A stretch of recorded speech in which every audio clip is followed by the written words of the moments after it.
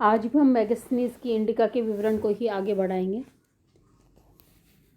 मेगास्थनीज की इंडिका ने जहां नगर प्रशासन की जानकारी दी है, वहीं मेगास्थनीज की इंडिका ने चंद्रगुप्त मौर्य की सेना के बारे में भी लिखा है। सेना के बारे में वो कह रहे हैं कि सम्राट जो थे उनकी सेना जो है वो विशाल थी।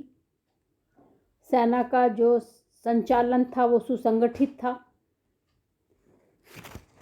सेना का प्रशासन जो है वो 30 सदस्यों के द्वारा चला जाता था और ये एक सैनिक मंडल होता था जिसके 5 जो हैं सदस्य, 5 सदस्य जो हैं वो 6 एक तरह से भागों में विभक्त थे। पहला जो विभाग था वो जल सेना का था, जिसका काम था जल सेना का एक तरह से कार्य को संचालित करना। दूसरा जो विभाग था उसका काम था सेना के लिए सैन्य सामग्री और रसद का इंतजाम करना। तीसरा विभाग जो था वो पैदल सैनिक जो थे उनकी व्यवस्था को एक तरह से देखता था। चौथा विभाग जो था वो अश्वारोहियों की सेना का एक तरह से संगठन या व्यवस्था देखता था। पांचवा विभाग जो है वो रथ सेना को देखता था और छठा विभाग जो है वो हाथी की सेना जो है उसको एक तरह से व्यवस्था करता था, उसका संगठन देखता था।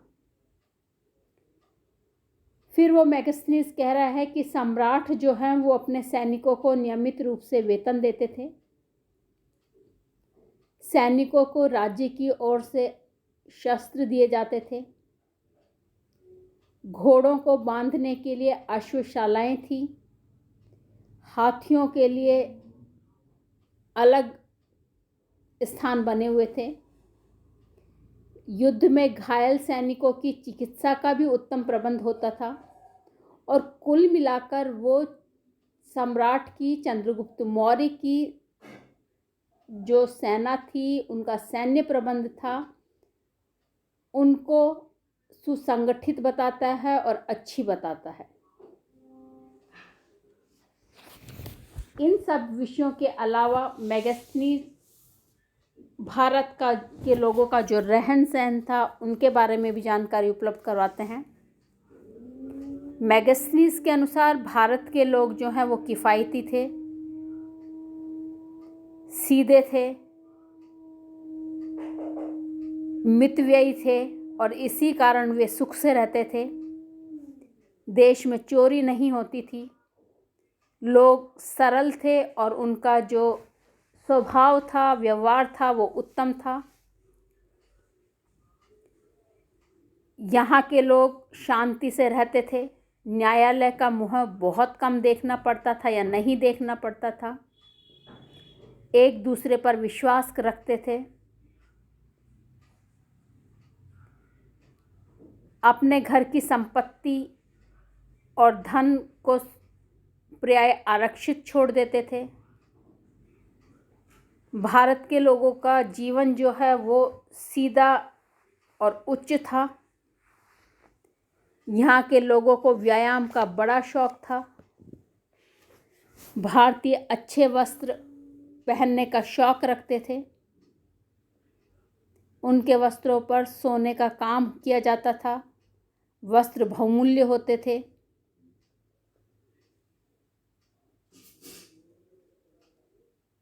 वो कहते हैं कि कुछ लोग या एक वर्ग ऐसा था जिनके सेवक जो हैं उनके पीछे छाता लेकर चलते थे।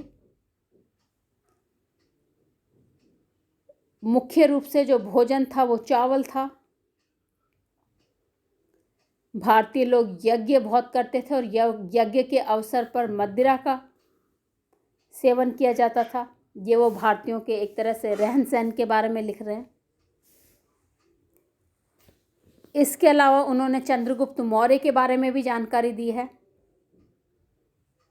वो कह रहे हैं कि राजा दिन भर राज्यसभा में रहकर न्याय प्रदान करता था।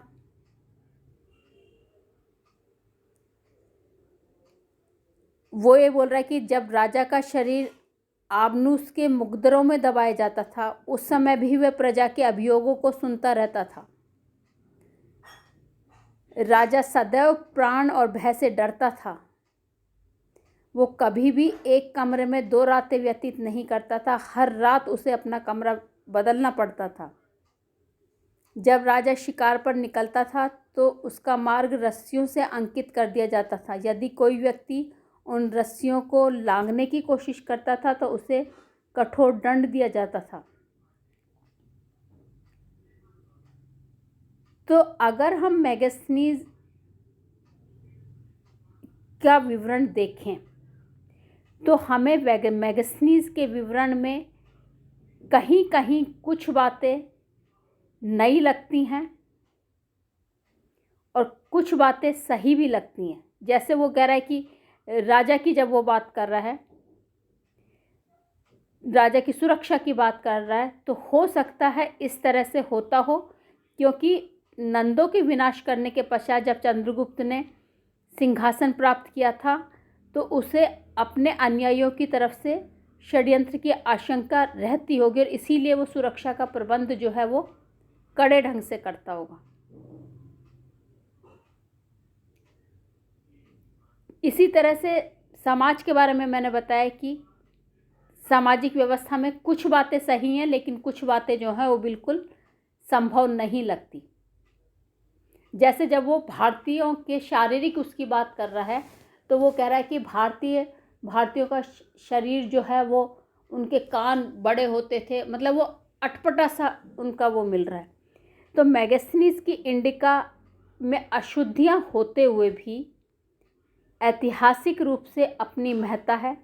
अगर मैगस्थनीज की इंडिका नहीं होती तो हमें उस समय के नगर प्रशासन की जानकारी नहीं मिलती, पाटलिपुत्र की जानकारी नहीं मिलती, मौर्य सैन्य प्रशासन कैसा था इसकी जानकारी उपलब्ध नहीं होती। उस समय में दास प्रथा के बारे में उसने लिखा।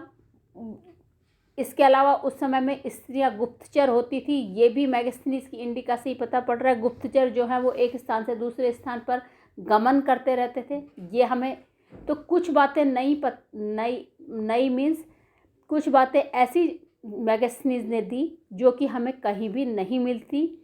इसलिए हम मैगस्थनीज की ऐतिहासिक उपयोगिता से इनकार नहीं कर सकते और कहीं ना कहीं मौर्य साम्राज्य की जानकारी में मैगस्थनीज की इंडिका अपना विशेष स्थान रखती है। कल अब हम चर्चा करेंगे अशोक की।